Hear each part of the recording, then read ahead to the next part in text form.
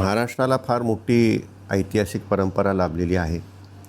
विशेष करून महाराष्ट्रामध्ये अनेक जुने मंदिरं आहेत आणि ह्या मंदिरांच्या इतिहासाबाबत, या मंदिरांची स्थापना कशी झाली याच्याबाबत फारशी माहिती सर्वसामान्य लोकांना नसते.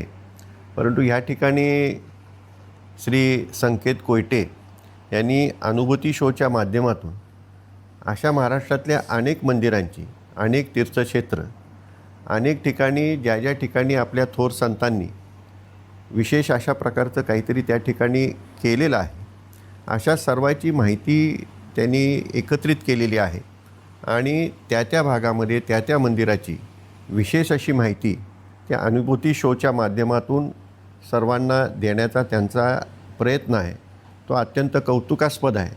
त्यांना मी अशा प्रकारच्या त्यांच्या कार्याबद्दल मनापासून शुभेच्छा व्यक्त करतो व त्याचबरोबर अशीच माहिती त्यांनी सर्व मंदिरांची, जेवढी मंदिरं महाराष्ट्रामध्ये आहे त्याचं संकलन करून ते आम्हा सर्वांपर्यंत पोहोचवण्याचं हे महान कार्य करत आहेत. ते करत राहावं एवढीच या ठिकाणी अपेक्षा व्यक्त करतो.